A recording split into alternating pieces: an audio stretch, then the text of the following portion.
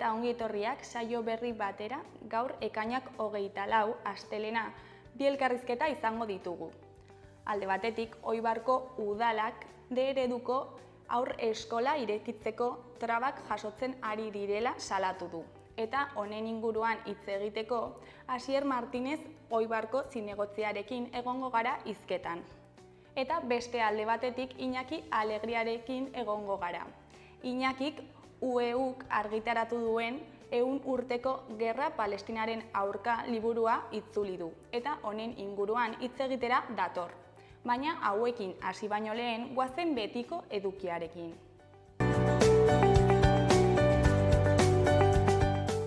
Goazen orain gaurko efemerideekin. Gaurko egun batean, 1607an aurpegia estalitako 12 zaldunek Donibane Loitzuneko herritarrak jipoitu zituzten.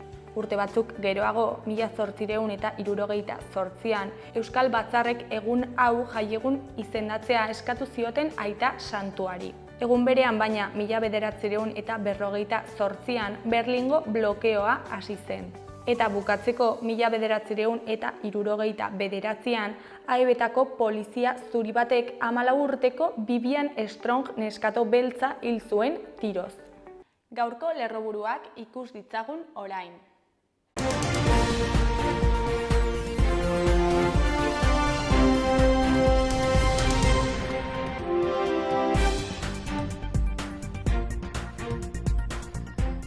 Nafarroak bere aintzineko erresumatik jasotako ondare historikoa omendu du Leireko monasterioan egin den zeremonian foru erakundetako ordezkariak egon dira. Lurralde koheziorako departamentok Iruña eta Zizurkikia Toneiako bidearen bidez lotzeko aukera emango duen bidegorri berria lizitatu du 1,9 milioi euroren truke. Jarduera horrek mugikortasun iraunkorra bultzatuko du. Iruñako udalak eskola baratze ekologiko guztiak zemento gutxigo eta klima aldaketaren aurkako jardunbide egokiak dituen patio sare batean integratu nahi ditu. Iruñeko udalak udal taldeka aho batez babestu dute San Ferminetako bizikidetzaren aldeko adierazpen soziala alkatetzak abiarazia. Nafarroko museoak Lunen elagoa erakusketa aurkeztuko du 3 belaunalditako 34 paisajista nafarren eskutik. Laxoa ezagutzeko bisita gidatuak eginen dituzte udaran eta erakusketa zabalik egonen da Iruritako dorrean.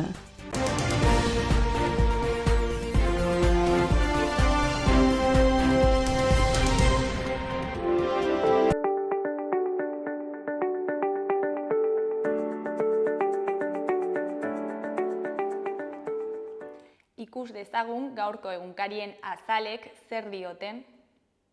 Diario de Noticiasen titular nagusian, Nafarroako 3 nerabetik batek dirua jokoan jarri du azken urtean.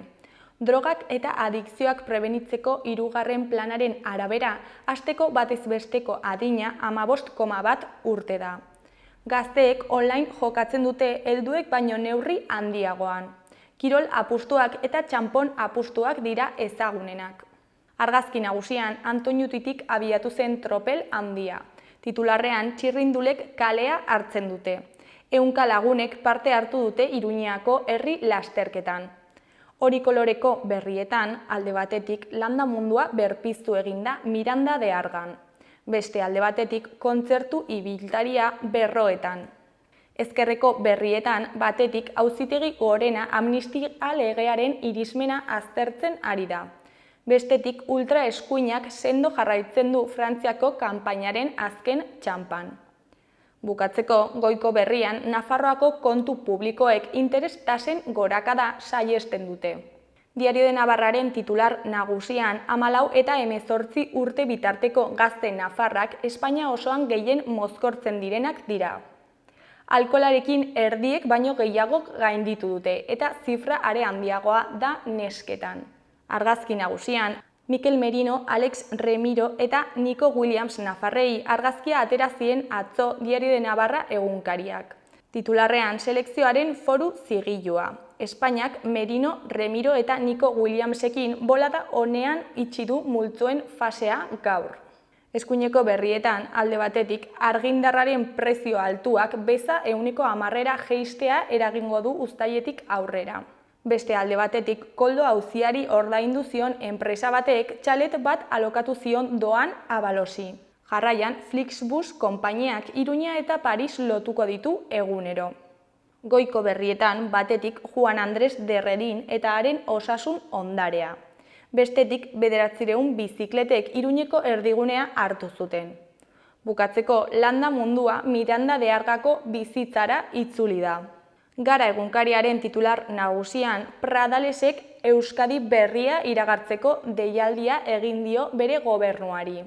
Gobernu kontseiluaren lehen bilera bihar egingo da, osaketa guztiz berrituarekin, baina oraindik ez dakigu Urkulluren agintaldiari dagokionez zenbat berri eta zenbat zahar ekarriko dituen. Argazki nagusian, Sare herritarrak bere 10. urteurrena ospatzeko ekitaldia egin zuen atzo Donostian. Titularrean, Sarek Euskal Bidea eskatu du presoak etxeratzeko. Erdiko bi berrietan, batean Joan Ramon Laporteren hitzetan agindu daitezkeen sendagaiak mugatu behar dira. Bestean, lan kargak arintzeko formulak bilatzen ari dira lehen sektorean. Goiko berrian Alex Romageraren erreportajea dugu. Bidegurutze hirukoitz baten aurrean dago Kataluniako politika izenburupean. Eskuineko berrietan batetik Netanyahu presio egin dio etxe zuriari armak bidaltzeko. Bestetik Patricia Bayote Habana Día de un Año liburuaren egileak dio troba berriak Kubako iraultzaren emaitza izan zen. Euskal Herria irratiaren titular nagusian Igari eta Bidankoze arteko errepidea eraiki zuen frankismoaren esklaboen omenaldia iruditan. 1929 eta 1941 bitartean, Igari eta Bidankoze arteko errepidea eraikitzera behartu zituzten frankismoaren 2400 esklaboak omendu zituzten larunbatean, Igariko gainean. Errepresaliatu antifaxista haien memoriak gure bidea izan behar duela aldarrikatu zuen omenaldian antolatu zuen memoriaren bidea elkarteko ordezkariek. Eskuineko berrietan alde batetik Nafarroako kultur ondarea omentzeko ikuskizuna sortu dute Hortzadarrek, Nafarroa Sinfoniak eta Nafarroako Orkestra Sinfonikoak. Ekainaren 30ean izango da baluarteko areto nagusian arratsaldeko 7:00. Nafarroako zenbait lurraldeetako dantza eta jantzi tradizionalak ikusteko proposamena musika sinfonikoarekin uztartuta. Beste alde batetik, Sanferminetan Nafarroako produktuen azoka jarriko dute Sarasaten. Ekainaren 29tik uztailaren 14 arte egongo da zabalik goizeko 11:00 gaueko 11:00 arte. Erratzun kanpin baztan oporretan deskansatzeko eta ongi pasatzeko 4 izarretako kanpina. Ingurune zoragarrian eta lasaian. Hondarribi eta Donibane Loitzuneko hondartzetatik 3 ordu laurden eskaxera.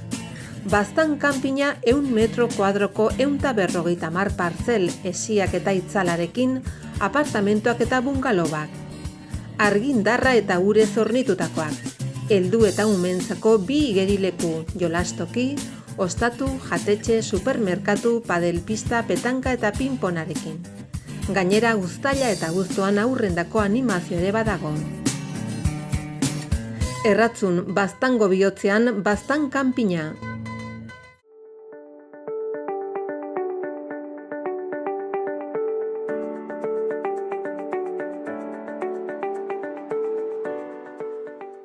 Kaixo, esan bezala Oibarko udalak D ereduko aurre eskola ezartzeari trabak jasotzen ari direla salatu du. Eta horretarako gaur zinegotzia den Asier Martinezekin egongo gara hizketan. Kaixo Asier, zer moduz? Egunon, gaixo, eskerrik asko gonbidetzearengatik. Zuri gurekin hitz egitera etortzeagatik. Eta, azaldu ezakezu modu sakonean zein den dagoen arazoa? Hemen gertatzen dena, edo ideia nagusia da, Hezkuntza Departamentua trabak jartzen ari dela Eibarren aurre eskola bat euskaraz irekitzeko. Baina, prozesua luze edo azaltzeko, otsailera joan behar gara, non Oibarko udalak Hezkuntza Departamentura 2024-2025 ikasturterako haur eskola irekitzeko interesa agertzen duen adierazpen bat bidaltzen duen momentuan. Hortik aurrera, udalak hezkuntza departamentuak eskatzen dizkion txosten, bilera eta balorazio guztiak egiten ditu, espazioak planteatzen dira, azkenean herriko ikastetxean egitea, haiek bideratzen digute ikastetxean egitera, izan ere, baldintzengatik, espazio bakarra dela esaten dute, ados, guk jarraitzen dugu, ongi ikusten dugu,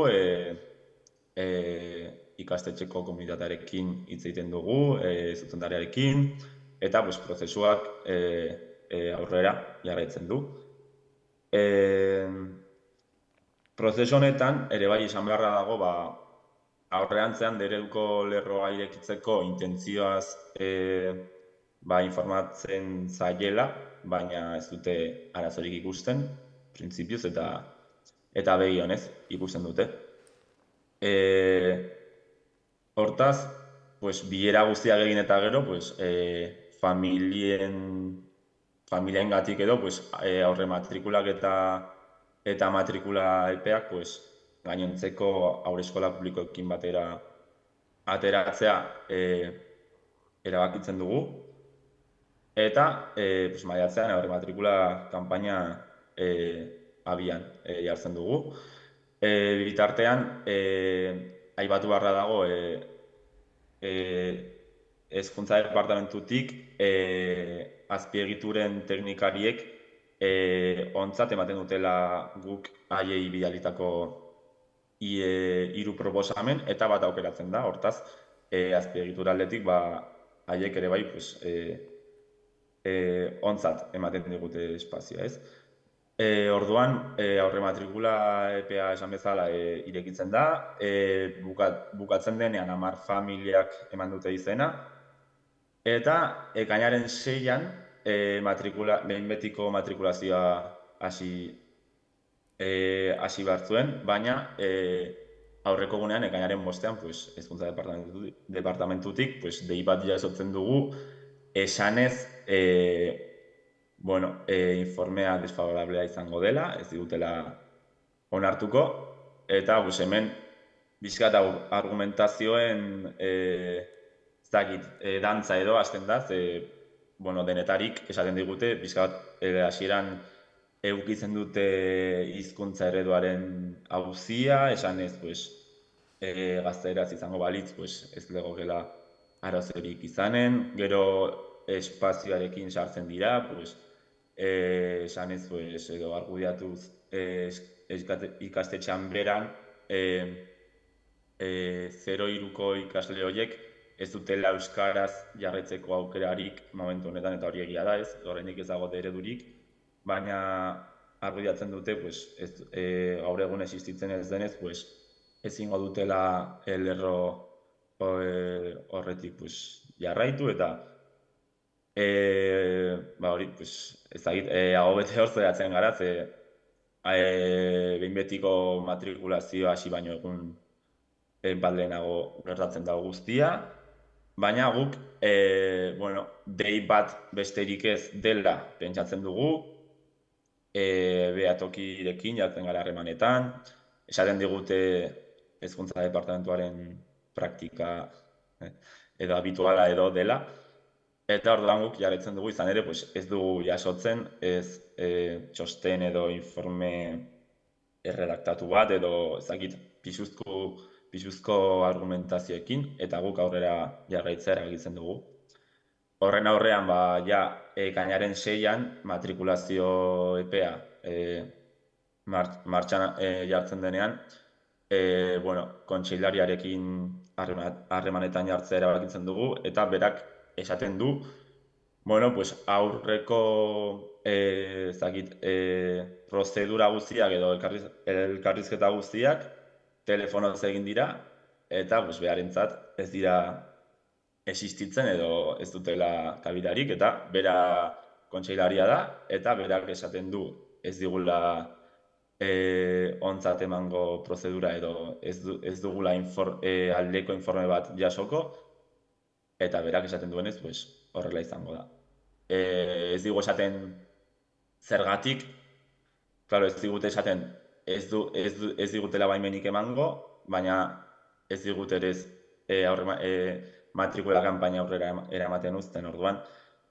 Bueno, haiek esaten dute EPen kontu bat dela, haiek orain ari direla, zakit, espazioen inguruko zerbait hor analizatzen edo, eta pues, haiek esaten dute pues, EPen barruan daudela, eta pues, jasoko dugula noizbait erantzunen bat, baina egia esan pues, ez dugu jaso, ez dakit jasoko dugun, ere ez, eta ez dugu, momentuz ez dugu espero, erantzun hori.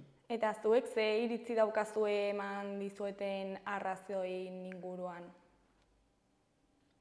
A ber, guk argi duguna da, hemen atzean euskararen edo hizkuntzaren auziaren arrazoia dagoela. Izan ere, ekainaren 5eko dei horretan esan ziguten agian eredu misto bat edo gaztelaniazkoa izan ez gero, pues, ez legokela arazorik izanen, ikusi ditugu nola beste herri batzuetan halako euskarazko prozesuetan ere bai pues, trabak eta atzera botatzeko saiakerak egon diren, Mendigorria, Larraga, Lerin, eta, bueno, pues, ez dugu uste kasu isolatu baten aurrean gaudenik, eta besterik gabe pues, hezkuntza departamentuaren praktika bat dela, eta hori besterik ez. Gainera, 2017an okerez banago Oibar eremu mistoan sartu zen, ezta? Eta hau, ze suposatzen du honek prozesu honetan? Claro, 2017tik esaten duzun moduan Oibar eremu mistoaren barruan dago, eta horrek eragiten duena edo da Oibarren euskaraz ikasi nahi duen edonork erraztu behar zaiola edo eskubidea izan behar duela, pues, hala izateko, ezta? Orduan, bestalde batetik, guk ere bai esaten dugu, pues, berez lege hori ere bai urratzen ari direla, izan ere euskararen legeak dio aipatu dudan hori, ez? Oibarren inork euskara ikasteko nahi agertzen badu, pues, erraztu eta eskaini egin behar zaiola. Eta pues, horretan ere pues, trabak, ez? Aurkitzen ari gara. Eta zer egin duzue momentuz honen aurka borrokatzeko? Egin genuen lehendabiziko gauza, logikoki izan zen familiak abisatu, matrikulazio epearen erdian, izan ere, hezkuntza departamentuaren esanetan, pues,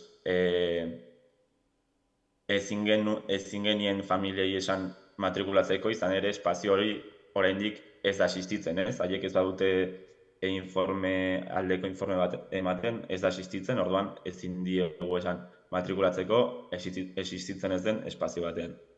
Orduan egin genuen lehendabiziko gauza izan zen familiak abisatu, eta pues, beste toki batzuetan matrikulatu behar izan dira. Gero, behatokiarekin harremanetan egon gara, ordutik, ekainaren 5etik. Eta, haiekin hizketan, pixkat haiek markatutako pausoak eman ditugu. Eta lehenengoa izan zen, ekainaren 17an, hau da, aurreko astelenean, herriko plazan egin genuen prentsaurreko kontzentrazioa, pixka bat herrian dugun edo zerbitzuak edo proiektuak duen babesa erakusteko, gure ikuspuntua adierazteko eta nolabait ja prentsaren aurrean gertatutakoaz pues, mintzatzeko eta sozializatzeko pues, egun daukagun arazoa. Eta hortik aurrera, pues, estrategia bide horretik doa. Prentsan gure diskurtsoa eta eta problematika sozializatzea, maila politikoan hainbat alderdirekin hitz egin eta haiek ere bai parlamentuan gaia tratatzea eta lantzea.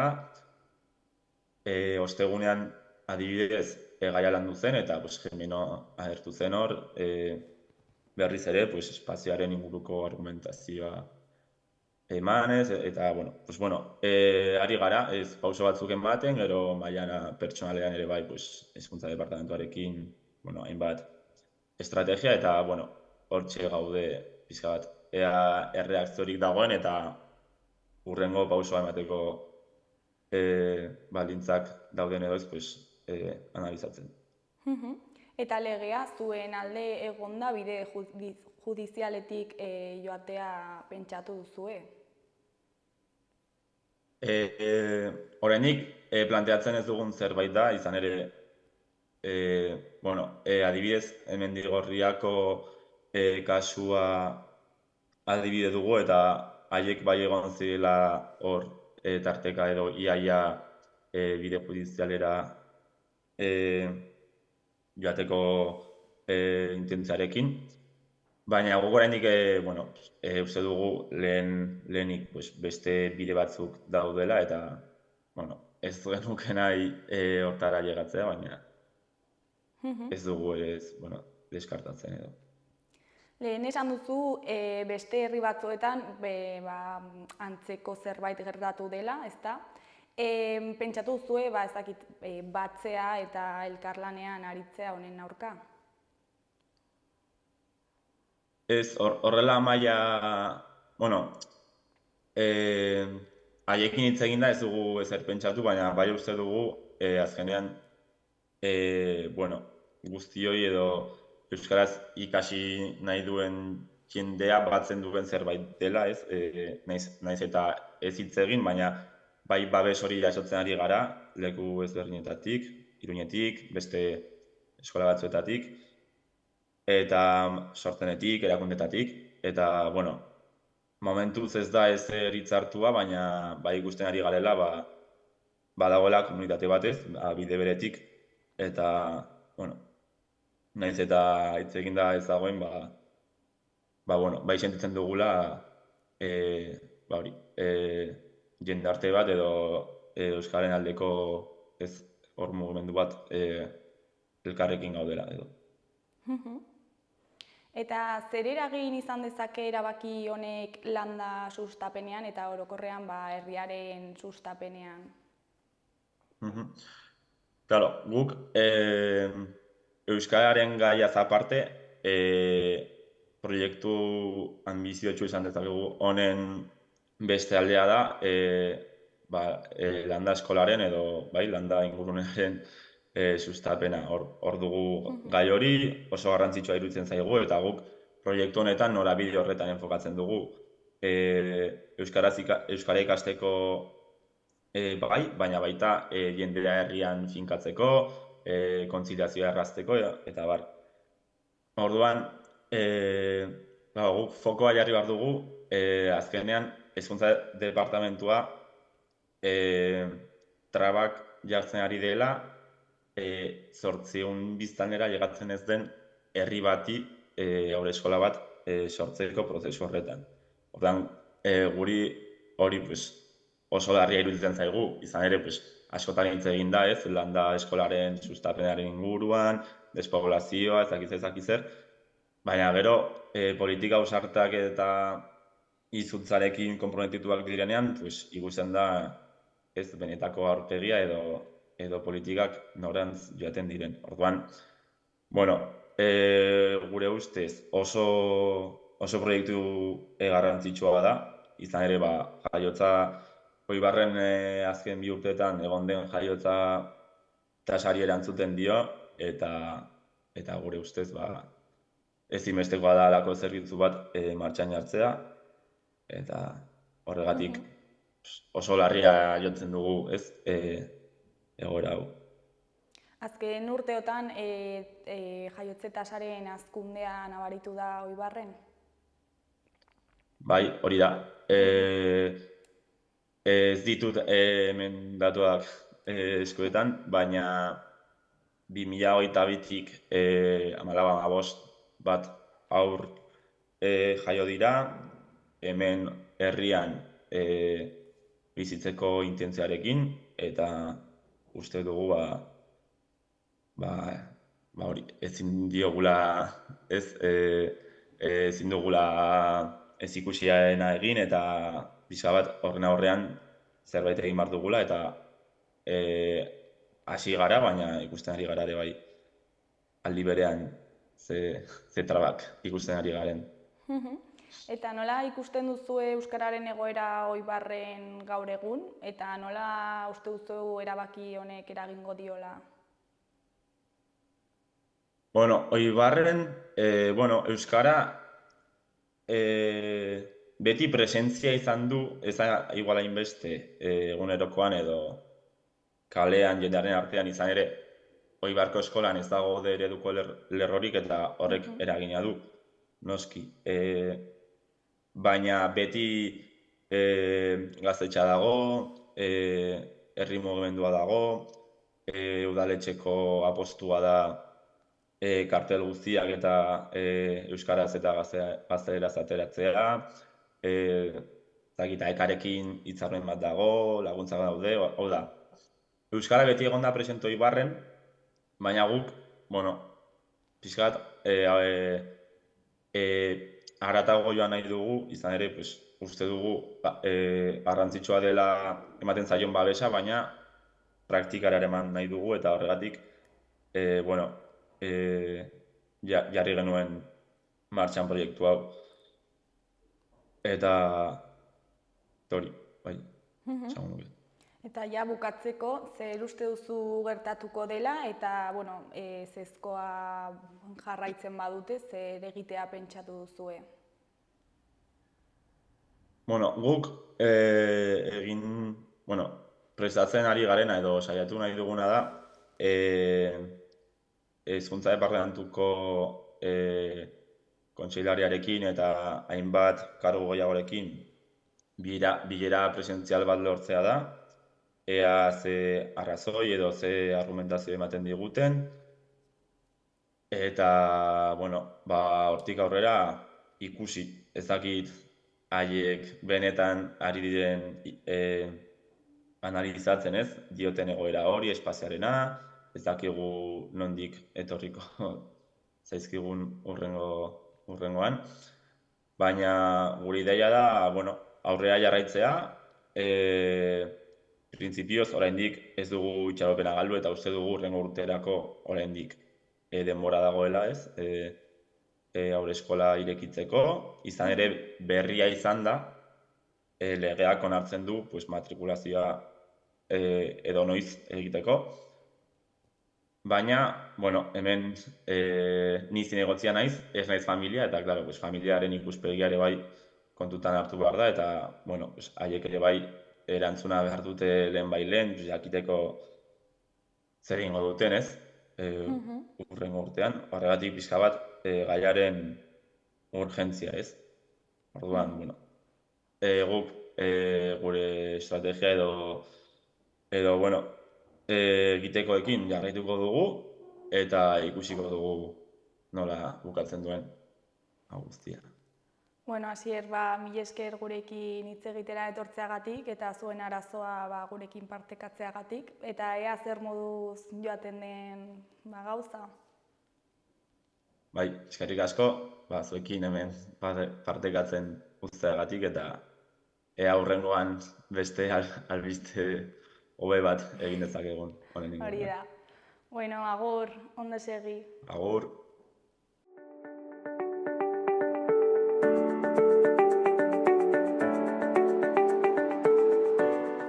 Gaurko eta biharko eguraldia ikusiko dugu.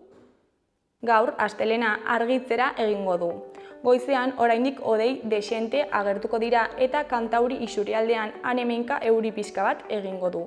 Baina goizak aurrera egin ahala hodeiek desagertzera joko dute. Eguerdirako hegoaldean giroa eguzkitsua izango da, ipar partean aldiz altxatzea gehiago kostako zaio eta arratsaldean agertuko dira ostarte zabalak. Haizea ahul ibiliko da goizean. Arratsaldean ipar ekialdetik finkatuko da eta tenperatura maximoak nabarmen igoko dira. Asteartean uda giroa gailenduko da eta tenperatura are gehiago igoko da. Goizean goiz barnealdean lainoguneak sor daitezke, baina egunaren zati handi batean eguzkia jaun eta jabe izango da. Hegoaldeko haizea ibiliko da eta barnealdeko hainbat lekuetan tenperatura 29–30 gradura hurbilduko da. Arratsaldeak aurrera egin ahala, bero hodeiak agertuko dira. Haizeak iparraldera egingo du eta egunaren amaieran zaparrada trumoitsuak bota ditzake.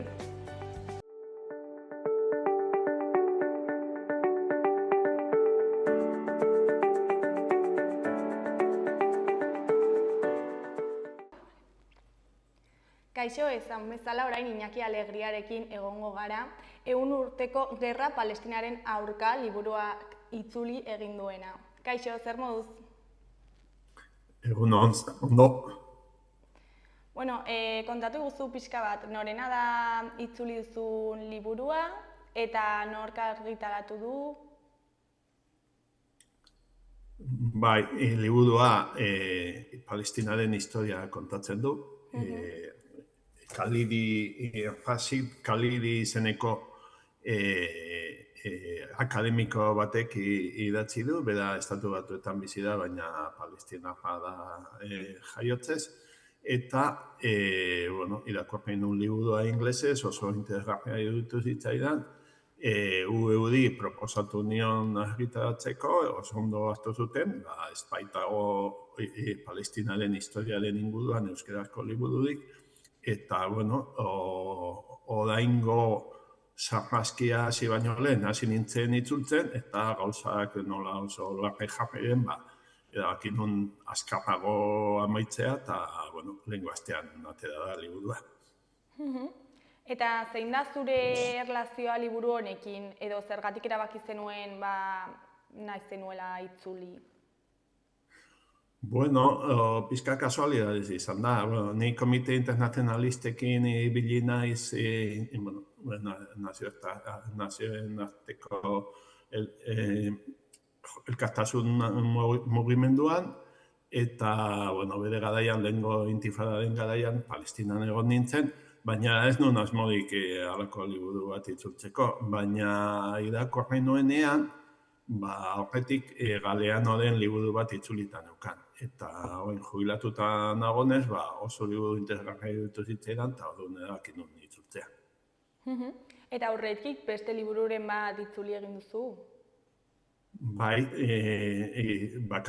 ni informatika munduan ibili naiz lanean, eta informatikaren inguruan idatzi eta itzuli egin ditut hainbat gauza, baina jubilatutakoan Eduardo Galeanoren Latinoamerikaren zain orratuak itzuli nuen, duela 3 urte, eta gustu hartu nion lantegi mota horri, eta honetan ere animatu naiz. Eta alduzu kontatu pixkat nola izan da prozesua UEUrekin kontaktuan jarri zinenetik, nola izan da itzulperen prozesua eta gaur egun arte?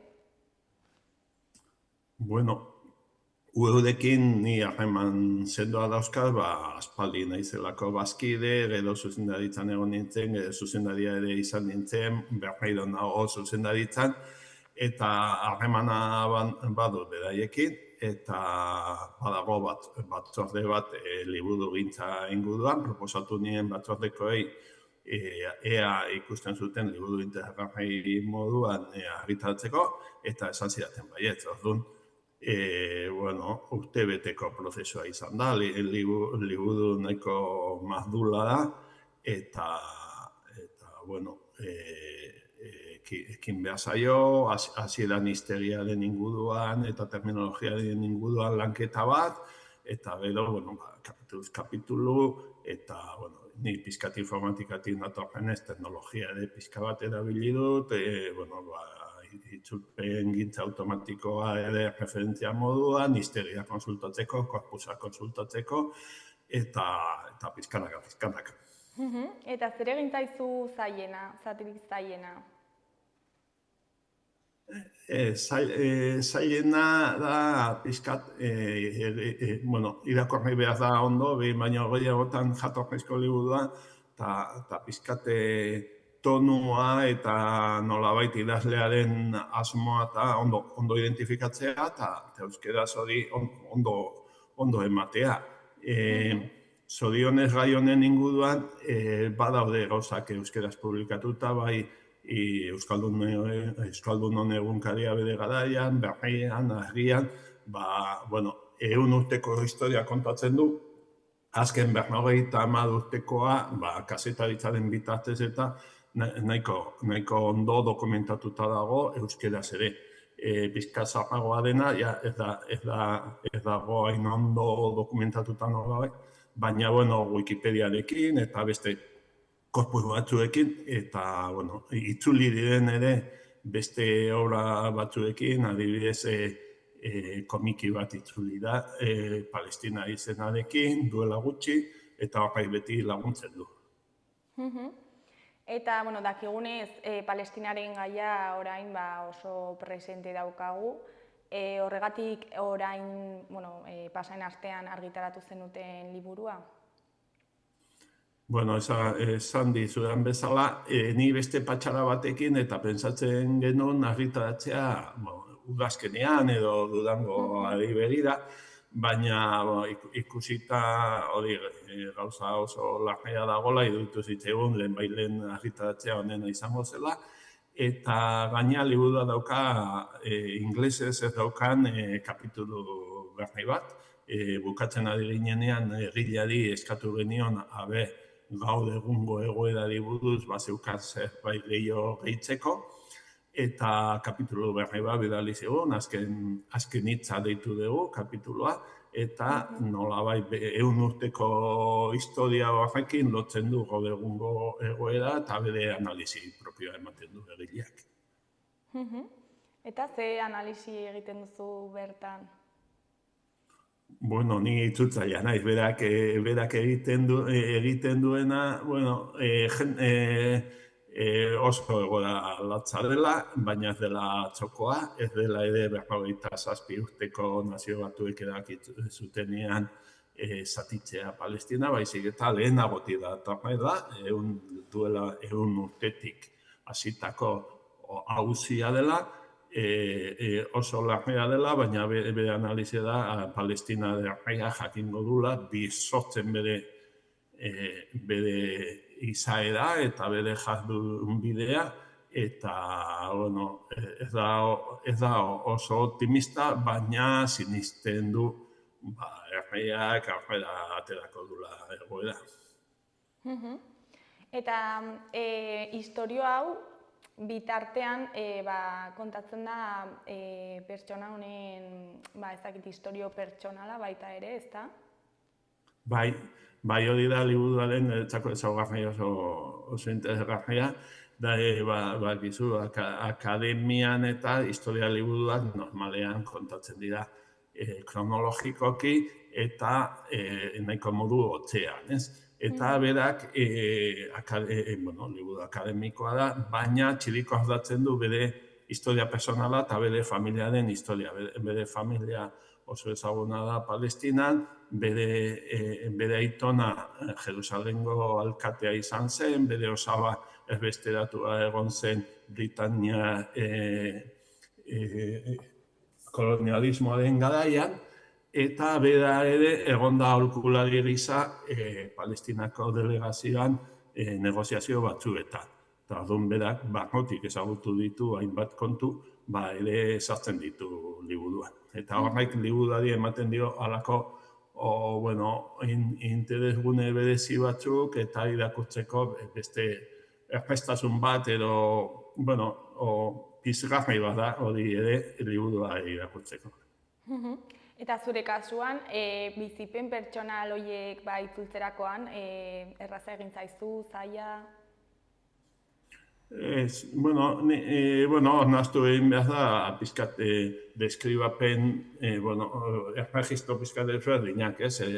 Deskribapen utzatik, kronika da edo pasako ginateke, eta momentu horietan, elkarrizketa batzuk, edo beste erregistro batzuk, baina ez direla bereziki zaila, pizkat desberdina dira, eta hor, kontuz jokatu behar da, ondo egiteko, baina ez da itzultzeko zaila. Eta liburun honetan aurkitu ditzazkegu 3 gako, zeintzuk dira horiek? Izen moduan agertzen direnak, ez? Lehen bat komentatu dut, auzi hau aspaldi hasi zela, egileak esaten duela 100 urte kokatzen du bera data, hori izan zen lehen munduko gerraren amaiera eta nolabait Britanian eta frantses kolonialismoaren hasiera inguruneatan. Bigarrena da kolonialismo, askotan Palestinaren auzia aztertzean edo deskribatzean bi herriren arteko borroka da ardatz nagusia eta egileak esaten du hori dela egia. Ardatza dela kolonialismoa, hor bazegoela herri bat, beste herri batzuekin elkarbizitzan zegona eta egon zela sionismoa bultzatuta kolonialismo prozesu bat. Eta berak, batez ere hasierako hamarkadatan, alderatzen du, ze borroka egin zuten Palestinan eta alderatzen du, Irlandan, Algerian, Indian, Hego Afrikan eta antzekoetan egindako borrokekin. Eta hirugarrena da erresistentzia, lehen ere esandakoarekin lotuta.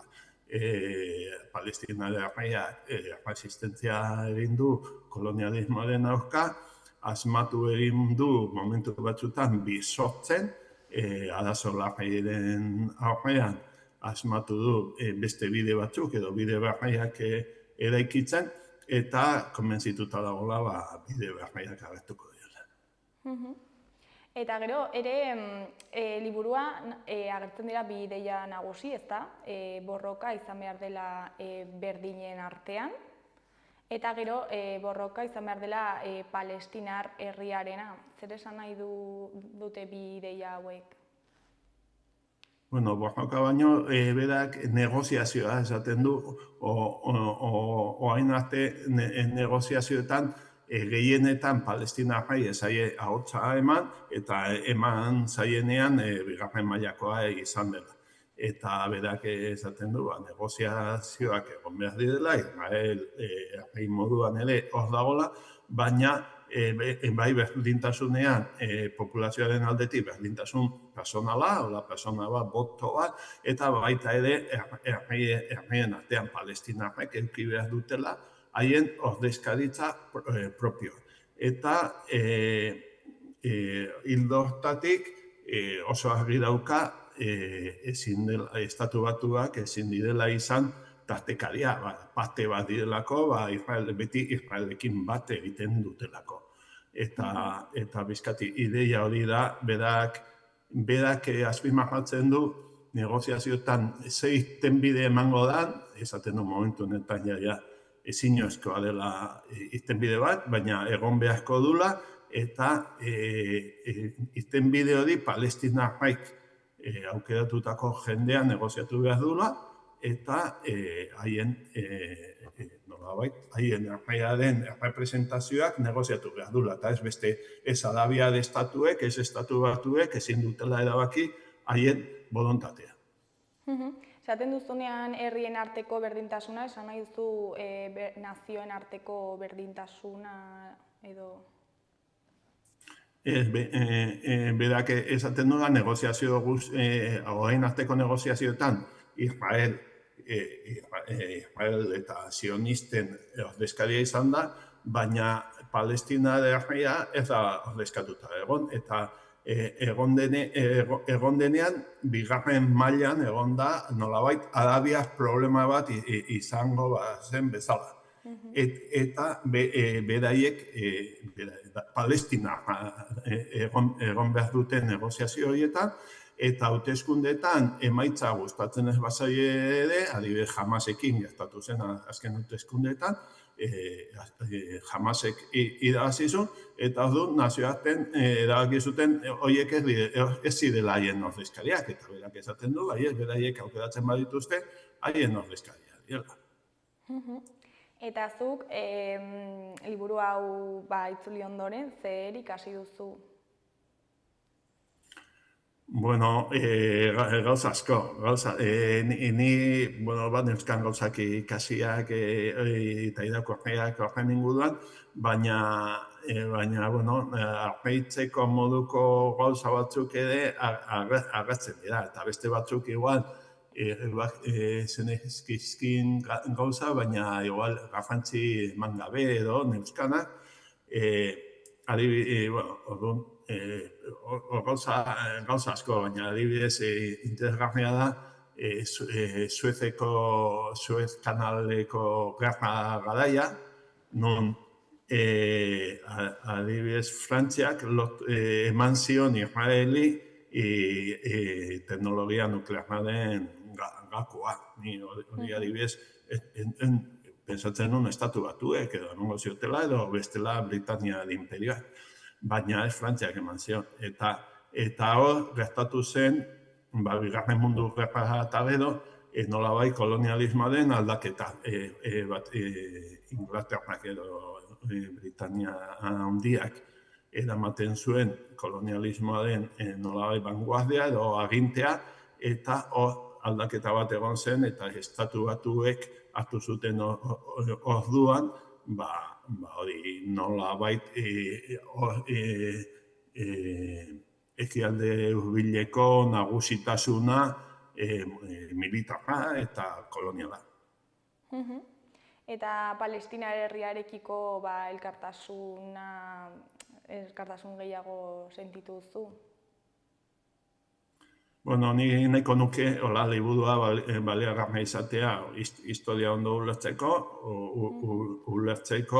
nola prozesu kolonial bat egondan, nola palestinarrak nagusi ziren herri horretan egonda nolabait inbasio kolonial bat, eta nola irtenbide justu behar da, eta hortarako, hemendik ere, borrokatu behar dugu Palestinaren alde, eta batez ere, oraingo honetan, halako sarraskia, Israel halako sarraskia egiten ari da, eta ematen du ohitutzen ari garela, eta, nazioarteko elkartasun mugimenduan aritzen garena, hori boikota bultzatu egin behar da, eta iritzi publikoaren aurrean etengabe salatu egin behar da gertatzen ari den genozidioa.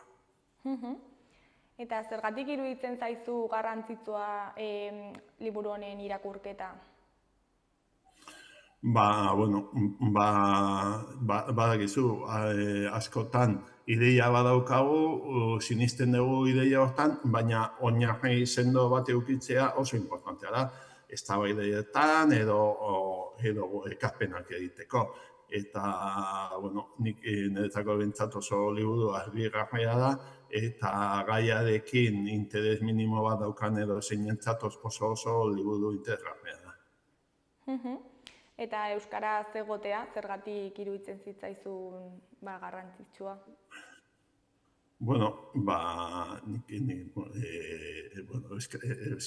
Euskararen aldeko mugimenduan egon garen guztiak eta gu egun bereziki, gure helburua da, ahalik eta korpus handien edukitzea, gai nagusi guztietan bibliografia egokia edukitzea, eta, nire ustetan, justu historia, politika, soziologia eta arlo guzti horietan, liburu hau oso ekarpen interesgarria da, eta hizkuntza normalizatu batean egon beharreko liburua. Eta pozik zaude egindako lanarekin? Bai, oso pozik, lan hori gustatzen zaidalako, itzuli bitartean asko ikasi dudalako, eta, momentuz, iristen ari zaidana, jendea ondo azten ari da eta batzuentzat behintzat interesgarri suertatzen ari da. Eta behin argitaratu dela, zer da espero duzuna orain?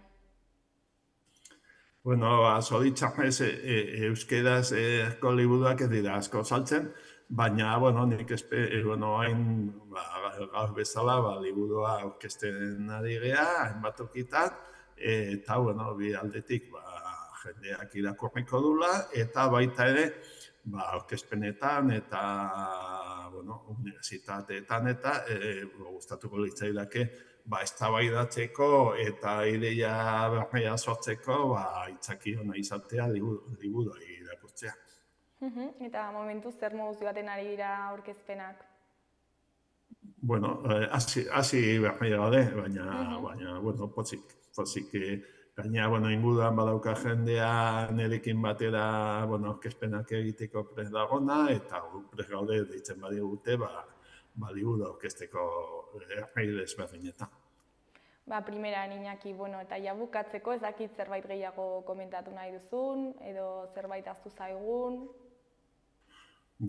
Eskerrak ematea zuei oihartzuna emateagatik, uri argitaratzeagatik, eta lehen esan dudana, liburua aitzakia izan dadila, Palestinari buruz hitz egiteko, Palestinaren alde borrokatzeko, eta gure arraitxoa jartzeko konponbidean. Primeran, Iñaki, mila esker zuri gurekin hitz egitera etortzeagatik, eta zure itzulpena aurkezteagatik. Mila esker zuei. Ondo segi, agur. Agur.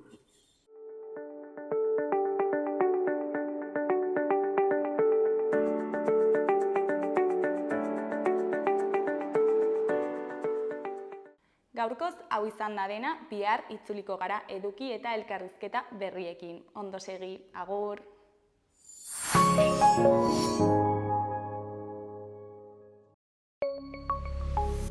Gobierno de Navarra. Nafarroako gobernua.